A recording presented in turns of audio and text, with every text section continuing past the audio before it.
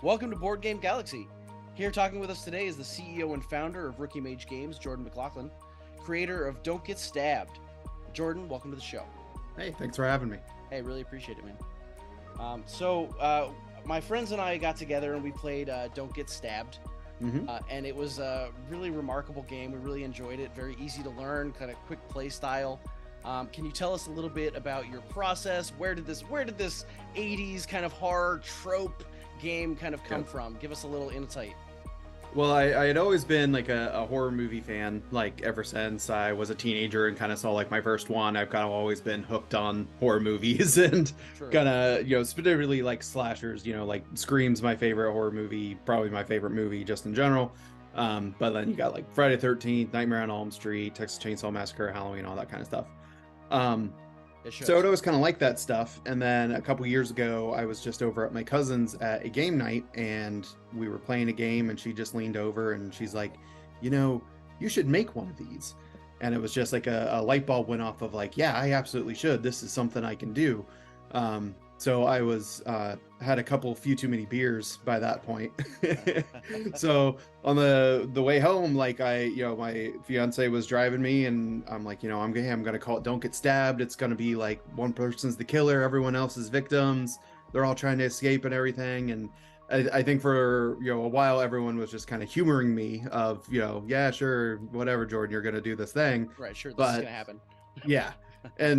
But then the next day, like, it was still there. Like, I ordered some blank poker cards off of Amazon, some magic markers, and I went to work, and it was like a week, maybe 2 weeks later, like I had a working prototype to go back to that same game night and be like, okay, you all said I should make this, guess what, I made it, and now you're all gonna have to play it.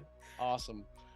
So were you creating games like prior to this and just kind of like fooling around with them, or is this like the first time you were like, I'm gonna sit down and create this Don't Get Stabbed and it's gonna go? Yep, first thing I ever did, like, awesome. In game design. Like the closest thing that I probably did to game design was I messed around with like video games, like maybe 7 years ago, like making little HTML5 point and shoot type things. The real JavaScript stuff. Yeah, like just simple little things of like, I just wonder how this works, so I tried to do it. But anything like physical actual game itself, like that's the first time I've ever done anything. So one of my favorite things about a lot of games is that like that hidden role kind of secret identity that pits like one player against the others. This one's a little bit different where it's like, who the bad guy is like right off the bat, and there's something visceral about really like looking around the corner and like knowing that there's like a masked killer like waiting for you, and like every single time it comes around to that player's turn, like, oh, they've got that triple match card, or they've they've drawn that stab card and they're going to put it right back on top of the deck for the next person. So I feel like the horror really translates pretty well. Is there any way you could maybe walk me through a little bit of the design process for that game? I know the artwork's really good. We all like kind of got a really good kick out of it. Can you maybe just walk me through a little bit of the design process? Yeah, so the first thing that, and I don't think there's any like scientific correct way to go into game design. Sure. I've always told people like it is easier to edit than to create. So first create something, and even if it's garbage, you can edit it into being something good. So the first version of it, was unplayable, and like first version always is. You're messing around with the different mechanics just to see like what even in actuality works, like at a physical mechanical level. Because originally, like, I intended to have a hidden killer at first, but then trying to be able to hide the killer's identity became harder and harder with the certain mechanics that I wanted the killer to have. Sure. So I eventually nixed it, and I was like, what, I'm taking a lot of inspiration from 80s horror movies anyways, and in all of those, you know who the killer is. Like, it's the guy in the mask. Everyone knows who it is. It's not someone hiding their identity to like, blend in with everyone else. So I think it actually ended up better with it that way. But a lot of it was, trying different things of mechanics that I thought worked, and then doing kind of like almost mini play testing. Yeah. I'd go to that group and I'm like, okay, I made this very slight tweak and I don't know if you're even going to notice it, but I want you to kind of play through real quick and see what happens. See if that works a little bit better. Yeah.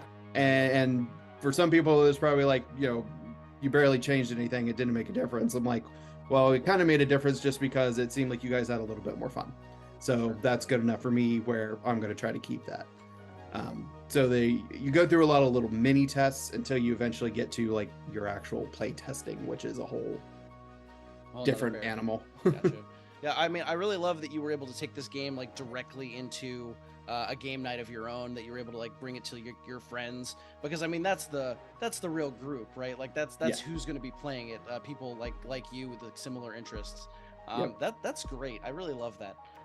Did you face any like additional challenges while you were trying to like not only create like game creation, but while you were, I imagine, like trying to start up like a business around like making these games? Because I mean, the response for Don't Get Stabbed has been incredible. Like it's sold out on your website. It's they're on a boat somewhere right now. The next they're somewhere. They're ordered. There you go.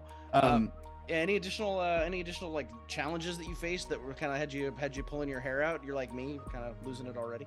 Yeah. Like I blame the first Kickstarter campaign for most of my hair loss. Sure. But yeah, the when you're just starting, like you have really no way to like test market anything. Right. You basically have to make something that you like and then hope that people similar to you will also like it. You can't do $10,000 worth in focus groups and everything else that like these big companies do.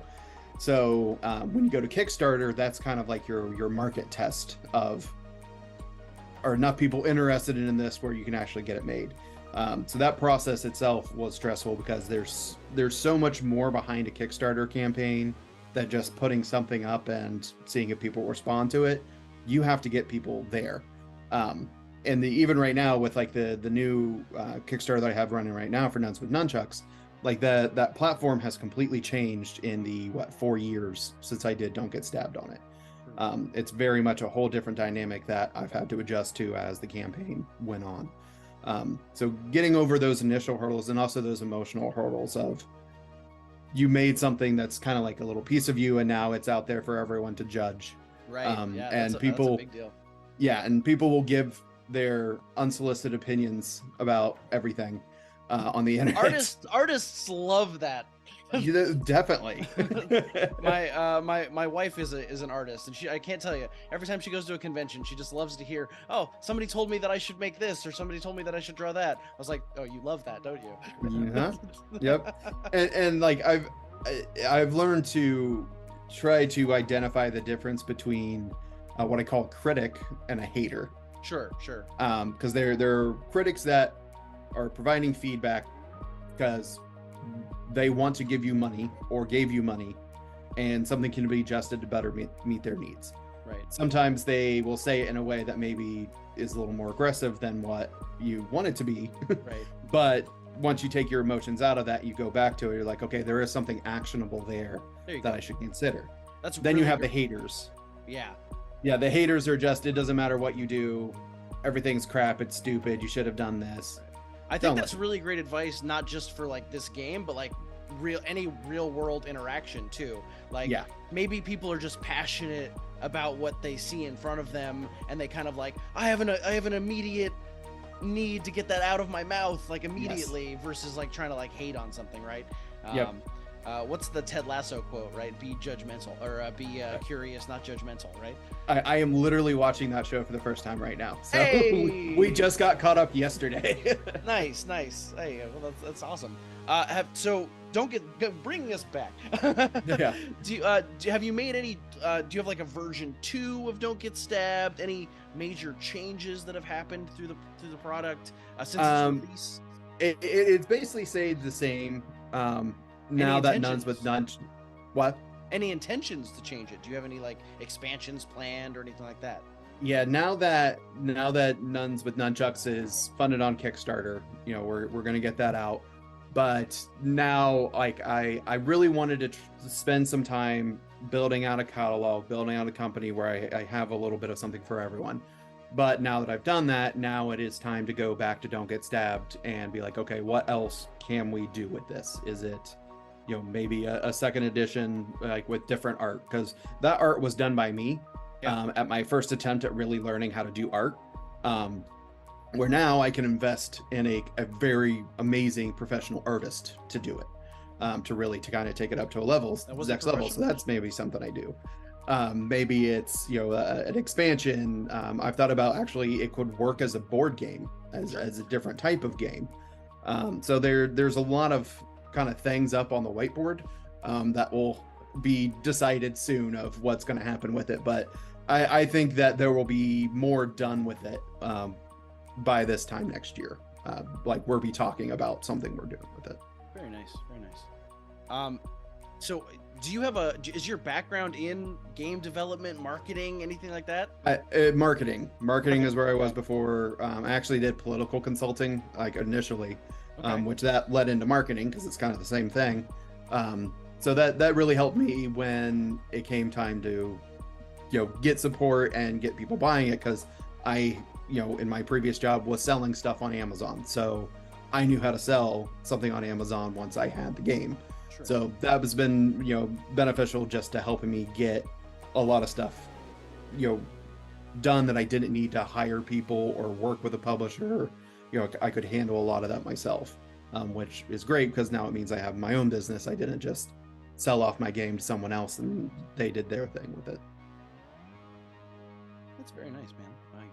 I can't tell you, we played this game. We must have played it 15 times in a single night, just kind of going round and round and round, trying to figure out if there was any if there was any way for players to help each other, if it was co-op, if it was player versus player, if you were supposed to trip the guy in front of you and just run straight away. And it seems like there's a little bit of all of that involved in the game, right? Like you start off kind of wanting everyone to survive, but especially in a 3-player game, we were like, this is more cooperative, right? It's the 2 of us against the killer. But in a 4 and 5-player game, we found it really, really difficult to find those matches, those combo card matches necessary to get those draws. Was that by design? Did you like intend it for, okay, a 3-player game, we're gonna make it a little easier on you, a 5-player game, you're all gonna die? Was that intentional? None of that was unintentional. I specifically wanted to make sure that just like in a horror movie, you could either work together to survive, or if you wanted to throw your friend under the bus, that you kind of had that choice. So like there's the cards in there, like the most popular one is the human shield, where if you draw a stab card, you just give it to somebody else. Exactly. That thing has started more fights than anything I've ever seen in my game. So like I wanted to put some of that in there, but then just the way the probability of the amount of times that the probability of getting the matching cards as you have more people goes down, but that also increased the tension. So it kind of inadvertently helped with that horror movie vibe of I like the mechanic of you're going to pick it up, are you going to get stabbed, that tension there, but the everyone kind of trying to work together, but also in the end trying to make sure they survive more than anyone else, was kind of upped the ante on the tension a little bit, which was inadvertent, but I was happy it was there, so I kept it. Absolutely. It's just really fun. You get through it very fast. There's no way to really draw through the entire draw deck. It's impossible. So if you get really unlucky and some of those matches are at the bottom, you're hosed. There's so many ways to just get out in the game.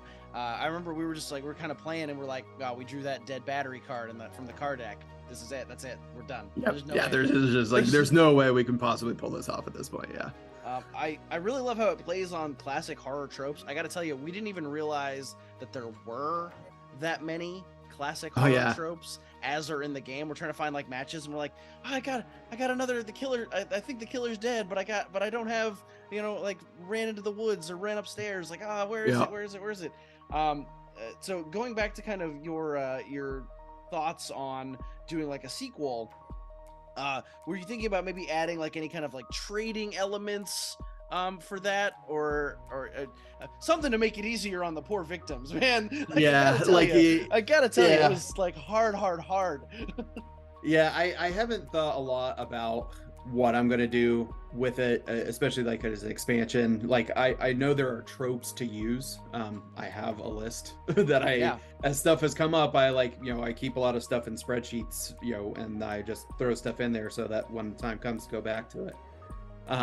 But yeah, I think, if anything, I want to maintain, because I get accused of this a lot, and I think this is something that happens anytime you kind of have an asymmetrical game, is that the killer is too powerful, or the victims, I've been accused both ways of that. It tilts more towards the victims and it tilts more towards the killer. And even if it does tilt more to the killer, which honestly it slightly might, I'm totally fine with that, because that's a horror movie. It's supposed to. You should be worried. You should feel outgunned and outnumbered. Yeah, that's part of the experience. Absolutely. I mean, and all the testing I did, Jason like getting knocked out in the first scene, right? Like he's coming for you the whole movie.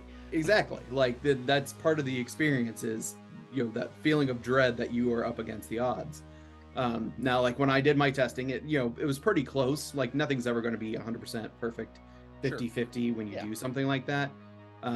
But like if I do it, I need to make sure I add on stuff that still keeps that feel to it, of like, I want victims to feel like they are in a dangerous situation. Absolutely. And that they really have to do something to get out of this.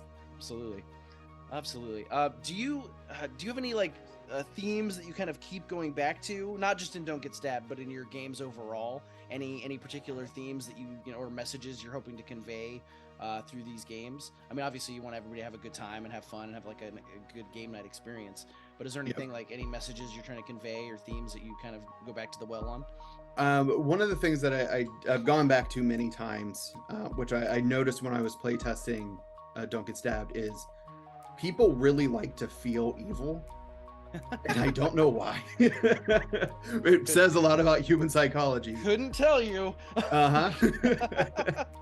But like, people seem to be having the most fun when they're screwing over other people.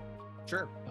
And so I've made some kind of family games that didn't have that type of stuff in it, because then you end up with crying kids. But anything that I have done for adults has some sort of screwing over people in it.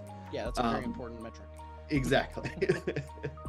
So like that's one thing, because like I was working on the idea for like a social deduction game, where normal social deduction games, you have a majority of people that are good, and then there's either one or a couple others that are bad, and you're trying to find you're talking about things like Mafia, Werewolf, that kind of thing. I kind of wanted to switch it up, where it's like, no, everyone's bad, only one person is good, and they're trying to find the good person to off them. Oh, interesting. Just to have that of like, no, we're the bad people, so we get to act evil, and it's okay. It's a safe environment to be evil, and there's no social repercussions for being a jerk. Right. That's great. Do you think that your game studio, RookieMage Games, what separates it from Hasbro or other other game studios that may come out? Yeah, I call them suit and tie toy companies. Sure. Suit and tie toy companies. But yeah, we don't do suit and ties here. I make stuff that I would enjoy. Either it's something that I enjoy playing with my friends, or playing with my nieces and nephews, playing with my parents. Like I've tried to find something that I enjoy to do with different groups. Nothing that I have is what a focus group said to make, which, that's corporate business. It makes sense of why they do it. They have to worry about shareholder value. Largest common denominator type stuff.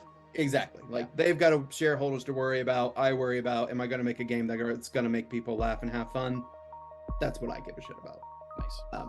So that's, and like, I don't know if there's like a metric to it of like how much fun something is, but there's been many games that I've thrown in the trash just because I did a play test on it and it just didn't seem like they were having enough fun. So I'm like, done. If people aren't having an experience that should be memorable or fun, then that's not the type of game I'm gonna make. Absolutely. that's great. I love that, like, that passion that you seem to have for it. I love that so much because it really shines through in some of the game's creation. Oh, one of the things I would be remiss if I didn't mention is we were looking at the killer card, right? The little killer guy. Did you have any influence from the grim tales of Bandy and something? Yeah. I was looking at the guy and I was like, this looks so much like it's very similar in appearance. Yeah, he's basically just based off of a Grim Reaper type character that I've tried to make identifiable enough to the game. Like his eyes are different. Sure. Like, he doesn't use a scythe. He uses a knife and stuff because it's got to be stabbed, not scythe. But like all those characters, like the Grim, I think he's called in that show. Ghostface. Mm-hmm. All these ones are all based off of a typical Grim Reaper character. Right. So I didn't take direct inspiration from it, but we had shared inspiration. Sure. Yeah, I got you. We also really love all of the little like humorous little pun quotes, like "you got stabbed," but in a fun way. Like all that kind of stuff. It kind of lightens the mood, gets everybody laughing, but at the same time, like that, you walk that fine line between this is scary horror and you're gonna laugh about it, right? So it's very impressive that you were able to walk that line when you created this game. Do you have any? I mean, so you've got Nuns with Nunchucks coming out on Kickstarter now. I am going to put the link in the video when this launches. And I have. It's launched. It's up now. Oh, I'm sorry. Yep, it's up, launched. It's funded. Once my video launches. Oh yeah. I'll put the link to the Kickstarter in it. Also, the link to your website will also go on the video, of course. Do you have any other sneak peeks that you could maybe give us? Any hints for what's coming out from the studio and say in your next big idea, even if it doesn't come to fruition? I would love to just be on the ground floor of that. Yeah, I'm actually looking at a table right now full of cards and hex cards and die and stuff of like my little experimenting table. I'm playing with the idea of most of the stuff I've done has been like casual party games. Sure. I might do something a little more heavy than that, something medium to high weight. Some more than 15-20 minutes. Oh yeah, like 2-3 hour type thing. That'd be great. So I'm messing around with the idea. It's still pretty early. Everything's all blank cards and magic markers. But like I wanted to do the idea that I'm working on is something very adventure on the sea type thing, but not pirates. Okay. I feel like pirates is overdone, so I'm doing something different than pirates. I like it. But you got Atlantis, you got the Kraken, you got merfolk. My wife and one of her best friends are members of the mer people groups in Southern California. So they do a lot of. What is that? There is a group of people that do like mermaids for hire, where they actually go to like shows and they perform as in tail and stuff like that. Kind of like a cosplay almost, but like a cosplay. But they go to like conventions and they like do like birthday parties and things like that in tails. Gotcha. And like have the little air hoses and things like that. So something like that would be awesome as well. Then that's definitely thematic, so I would definitely have to get it for them and stuff.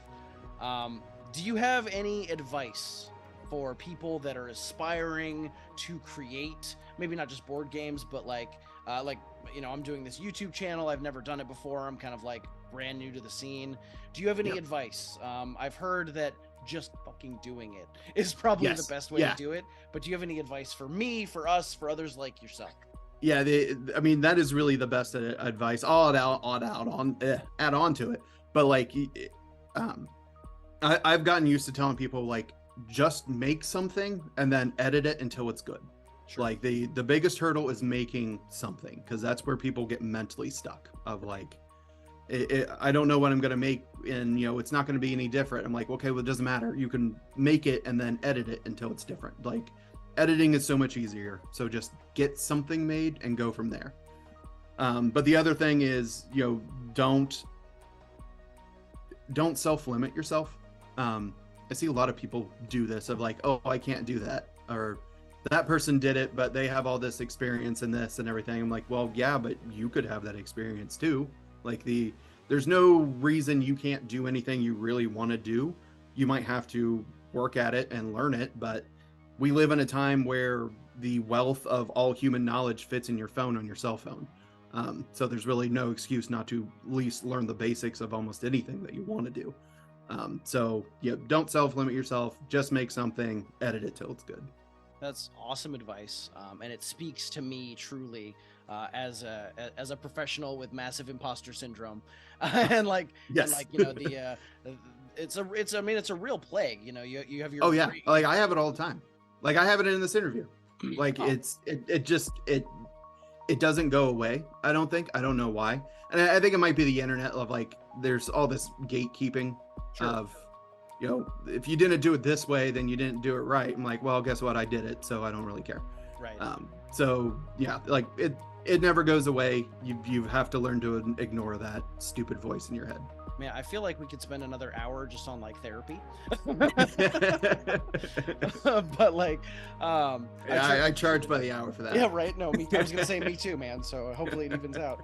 I want to just kind of go through the lexicon of your other games, and if you can, I don't want to take too much more of your time. I know you're very busy. I know you got a lot of stuff going on, but I want to kind of just mention the Unseen.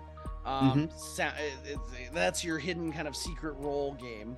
Yes. Can you give me maybe like a couple sentences about that, and then we'll just go through your whole. Yep. I want to do your whole Rolodex here.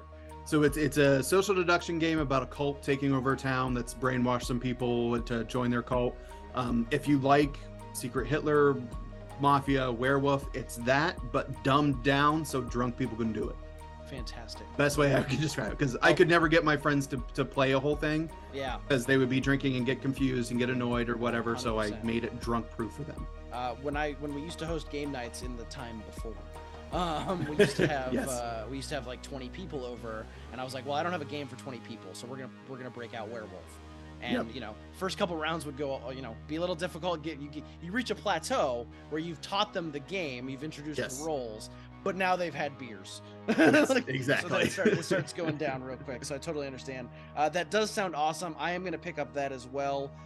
Full of It is your kind of conversational starter game. Yeah, so that's actually a game that didn't work. So I changed it into conversation starters.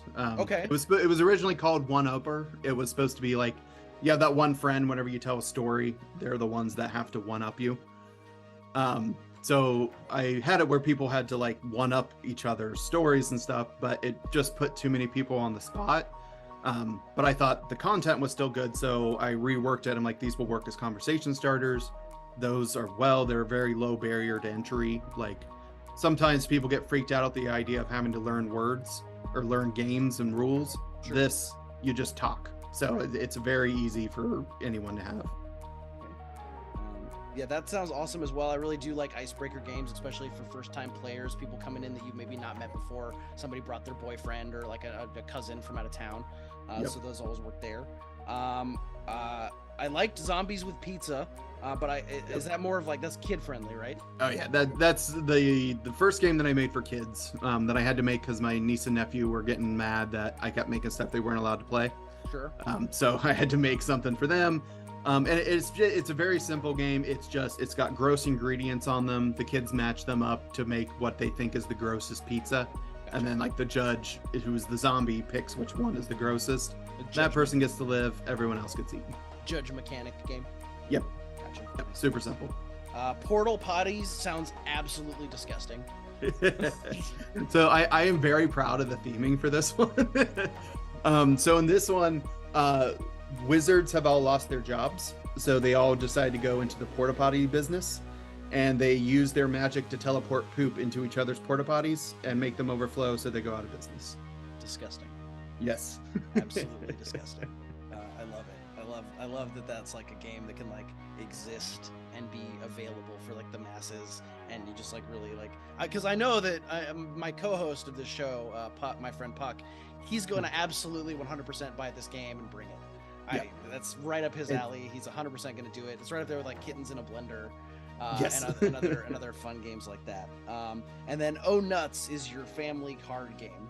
Yep. So that one is about squirrels fighting over nuts for winter. Nice. So you take turns drawing cards, and they have like different point values and stuff on them, and then you get tokens, so you can then trade them in, put them into your stash, and then whoever has the most wins. but also in the deck there are things that that say stop and drop your nuts, and then you lose everything that's in your hand.